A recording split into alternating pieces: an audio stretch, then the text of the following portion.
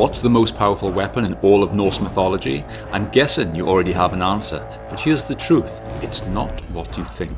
Today we're ranking the 10 most insane weapons of the Viking world, from mortal hero blades, cursed relics, and god-wielding weapons. We'll start with the weakest and end with a weapon that might just surprise you. Kicking off our list is Dragvandil, a masterwork of mortal steel. In the surviving sources, Dragvandil is the sword given to Egil, the fierce skald and warrior of Egil's saga. No glow, no curses, just a blade renowned for bite and balance, often called the sharpest of swords, passed from champion to champion, surviving the test of time. At number 9 is Skofnung, the sword of King Hrolf. The king was famed for his band of 12 champions, warriors so loyal and fierce that their spirits were believed to inhabit his sword after his death.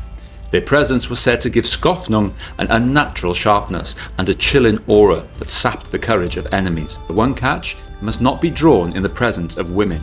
If it does, its power fades. Why? Well, we don't really know. Incredible edge, powerful spirit, but bound by strange taboos. That's why it ranks in at number 9. Number 8 is Gram. It was a sword made by legendary smiths and presented to Odin himself. He thrust it into the trunk of a tree, declaring that whoever could draw it out would own it. Only Sigmund, son of King Volsung, could take it out. The blade was said to shine with a bright light, unnaturally sharp and strong enough to cleave an anvil in two. Sigmund carried Gram until he faced another king. In that battle, Odin himself appeared in disguise and shattered the sword with his spear, ensuring Sigmund's death. The broken pieces were later forged for his son, Sigurd, who, with the renewed blade, killed the dragon Fafnir, the guardian of a cursed treasure.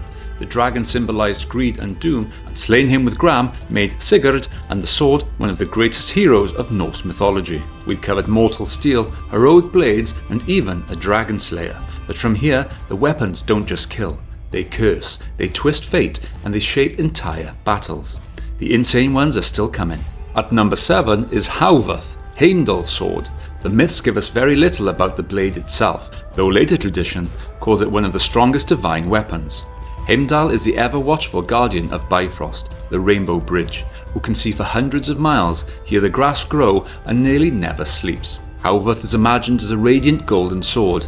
In the end times, Heimdall and Loki are fated to slay one another in their final battle. But its association with Heimdall's divine role and its place at the climax of the mythic cycle give it weight and stature above mortal weapons. At 6, we reach the cursed blade, Tyrfing.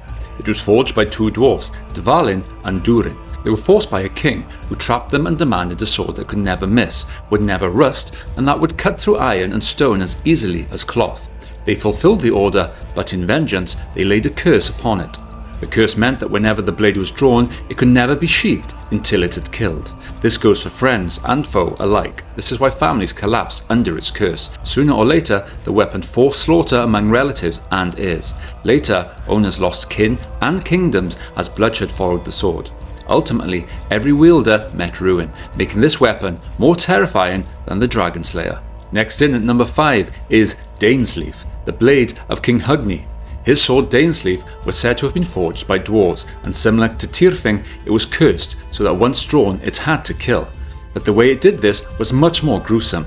Its wounds could never heal, making it one of the most feared weapons in legend. The curse meant the blade demanded blood each time it was unsheathed, and like Tyrfing, it dragged its owner's kin into doom. Facing Dainsleif was worse than death. It was a slow and inevitable doom. So we've seen cursed weapons that demand blood, but the next tier? These aren't just personal weapons, they decide who wins entire battles and who falls at the end of the world. Number 4 is Loki's mysterious weapon, Laevateinn. Sometimes called a wand, sometimes a sword, but always deadly. According to the poem, it was crafted by the trickster Loki himself, possibly with the knowledge of dwarven magic, and it was said to blaze with deadly fire. It was the only weapon capable of killing Vithofnir, the shining rooster perched high in the branches of Yggdrasil, who guarded hidden cosmic secrets. The sources do not give us long sagas about Laevateinn, but its description as Loki's own weapon makes it one of the strangest and most dangerous arms in Norse lore. This weapon too would have undoubtedly carried incredible, unpredictable power. And coming in at number 3 is Odin's spear, Gungnir. It was forged by the dwarves at Loki's request. Why? He was trying to say sorry after cutting Thor's wife's hair. Famed for her golden hair, Loki mischievously sheared it off as one of his destructive pranks. The act enraged Thor, and to avoid death, Loki promised to replace it with even finer golden locks. He went to the dwarves, who forged not only Sif's new hair, but also a set of gifts for the gods: a golden ball, a folding ship, a multiplying ring, Mjolnir the hammer, and for Odin the perfect spear, Gungnir, rune-etched, perfectly balanced, and never missing its mark. Odin carried it into battles, hurling it over enemy hosts. What could the spear do? Gungnir was said to never miss its mark, no matter who wielded it.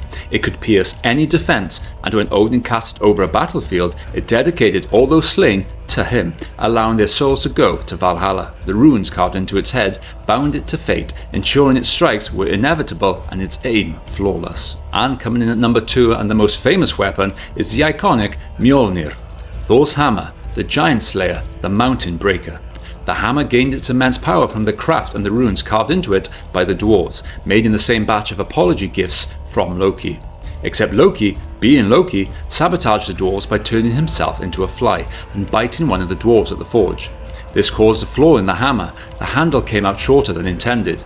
Instead of a long-handled warhammer, Mjolnir was stubbier, but in Thor's hands it became even deadlier as a one-handed crushing weapon, quick to swing and devastating at close quarters. What could the hammer do? It summoned thunder and lightning, leveled mountains with its blows, always returned to Thor's hand after being thrown, and could shrink or enlarge to be hidden when needed. With Mjolnir, he defended Asgard, crushed countless giants, and in the end fought the Midgard serpent Jormungandr at Ragnarok. The hammer killed many foes of the gods, yet despite its fame and strength, it's still not number 1. And now we're at the final weapon. Number 1 is something far stranger, and the end is far more tragic. And the winner, the most powerful weapon in Norse myth, is Freyr's sword. Sources never give it a personal name, unlike other legendary blades, and so it is simply remembered as Freyr's sword. This was no ordinary blade. It could fight entirely on its own, a self-fighting weapon, said to have been forged by dwarves as one of the many treasures of the gods, and given to the god of fertility, peace, and kingship. A spear, a hammer, and a wand, all incredible weapons, but you still need someone to wield it. Here's the tragedy. Freyr gave it away, trading it for the hand of a giantess. He gave it to his servant, who carried it into Jotunheim and used it to threaten the giantess into marriage. It was not even used, as its mere presence was enough to make her agree, and from then on, the sword was out of Freyr's possession, its fate uncertain.